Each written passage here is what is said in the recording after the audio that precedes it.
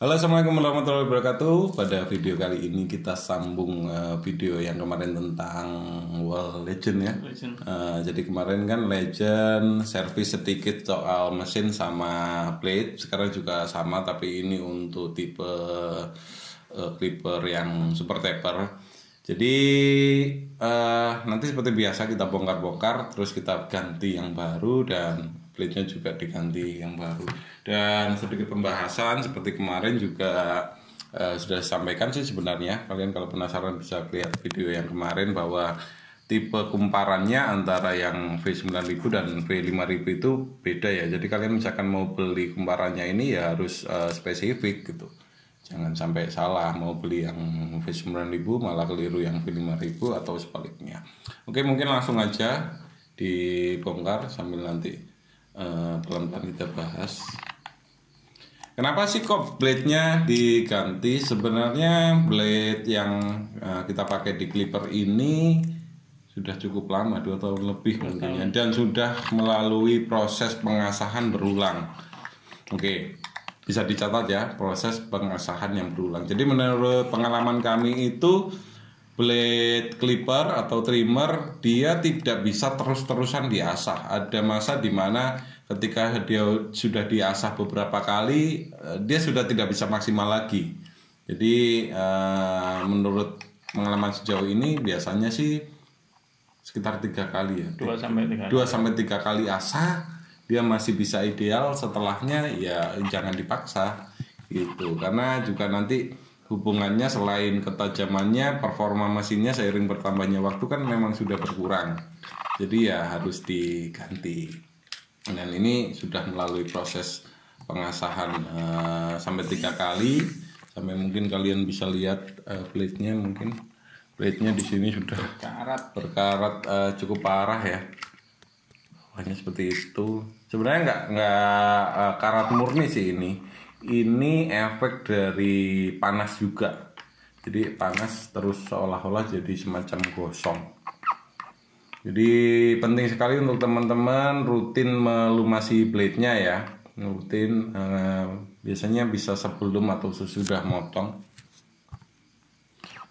Jadi salah satu manfaatnya yaitu tadi kita bisa mengurangi resiko plate-nya menjadi kosong seperti ini. Karena nanti kalau misalkan terlalu panas pasti lama-lama jadi hitam.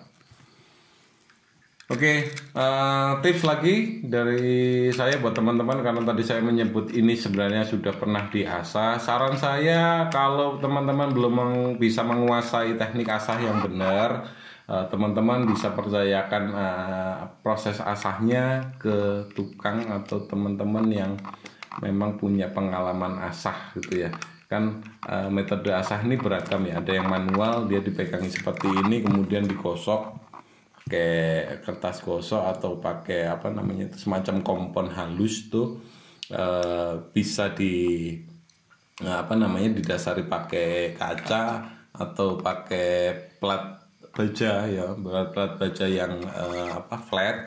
Tetapi ternyata dalam kenyataannya tidak bisa sesimpel itu. Saya pernah melakukan percobaan, bukannya jadi tajam malah jadi tumpul.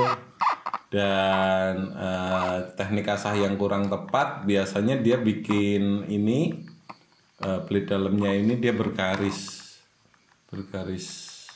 nggak rata. Jadi ya udah kita korban plate akhirnya. Oke, proses penggantian kumparannya atau yang bisa kita anggap sebagai mesinnya juga nggak terlalu sulit ya. Video ini diambil tanpa ada pemotongan yang berarti. Dan prosesnya kita juga dari tadi mengikuti kurang dari 10 menit ya, kurang dari 5 menit bahkan. Tuh prosesnya nggak sulit-sulit banget. Jadi teman-teman bisa lakukan sendiri di rumah dan dilakukan tanpa harus ngirim mesinnya ke tukang elektronik, karena memang nggak sulit. Dan ini sekarang sudah banyak tersedia di marketplace. Tapi kalau memang teman-teman kesulitan, nanti akan saya berikan link pada deskripsi di bawah atau pada komen saya cantumkan link di mana kalian bisa bertransaksi untuk beli mesin seperti ini. Dan yang ini sebenarnya mesinnya V9000, ini sisa dari kita oprek mesinnya World Legend kemarin. Dan tadi saya sempat melakukan sedikit percobaan. Kita penasaran sama mesinnya dari Senior. Ternyata setelah dilihat tipe mesinnya masuk kategori V9000. Tetapi ketika dimasukkan V9000 yang punyanya Legend ini atau yang bisa dipakai pada clipper wall yang lain yaitu Icon, kelistrikan 120-nya 110-nya lebih tepatnya itu tidak bisa sinkron dengan kumparan yang ini, jadi suaranya masih keras. Ya. Tapi ya ini sekedar informasi, kalau kalian masih penasaran nanti kita akan coba buatkan satu lagi video tentang itu, dimana sebenarnya 3 clipper ini sama jenis mesinnya V9000 tetapi dia tidak bisa sinkron dengan mesinnya Legend. Oke, sudah selesai ya. Oke, tadi proses penggantiannya tidak terlalu sulit dan tidak memakan waktu yang lama. Sekarang kita langsung coba aja. Ya, berfungsi dengan baik. Suaranya juga nggak bising. Kekuatannya sekarang oke. Tadi ketika masih pakai mesin yang lama ini, oh iya, ini juga menjawab pertanyaan kalian ya. Kenapa kok mesinnya harus diganti? Jadi mungkin bisa dicontohkan. Jadi ketika belum diganti dan mesinnya blade-nya ditahan seperti ini, dia berhenti. Memang performanya sudah berkurang. Jadi nggak bisa kalau dilihat secara fisik ini terus dibandingkan seperti ini ya seperti nggak ada perubahan apa-apa. Tapi secara kekuatan dia sudah menurun drastis. Dan sekarang ketika sudah diganti, saya cek dia nggak berhenti. Masih kedengaran ya suaranya, nanti di audionya pasti masuk. Oke, sama seperti video kemarin, saran saya kalau misalkan kalian punya mesin dan sudah dianggap rusak, jangan terburu-buru tidak dipakai atau dibuang atau dijual ke loakan, tetapi belikan aja spare part-nya. Atau misalkan kalau belum ketemu ya simpen dulu, suatu saat nanti ada mesin yang lain itu bisa dikanibal juga, karena proses pengerjaan penggantian spare part-nya juga sama sekali nggak sulit ya.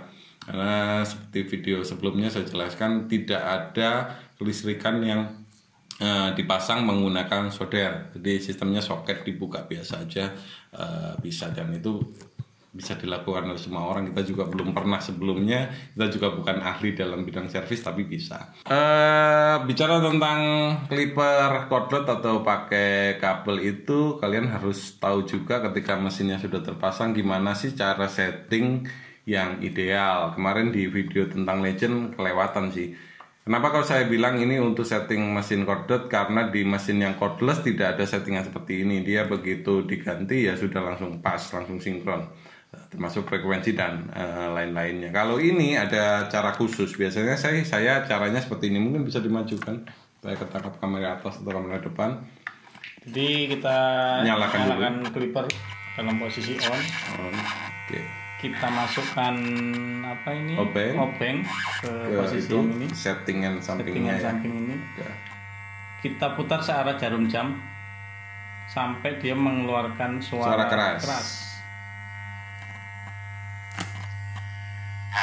Oke. Setelah suara keras terdengar suara keras, kemudian diputar seberlawanan arah jam. Untuk dapat ke suaranya hilang. Ya, jadi begitu ya. Cara setting yang paling ideal adalah dia dimasukkan obeng, disetting sampai timbul suara keras. Begitu keras dimundurkan sedikit banget sampai suaranya menghilang. Jadi jangan begitu menghilang dimundurin terus, nanti performa mesinnya jadi lemah. Jadi begitu keras itu kita anggap sebagai patokan dia maksimal, kemudian mundur sedikit aja sampai suaranya menghilang. Oke, dan itu cara setting supaya jadi ideal. Ini masih ada sedikit kurang mundur. Oke, boleh dicoba.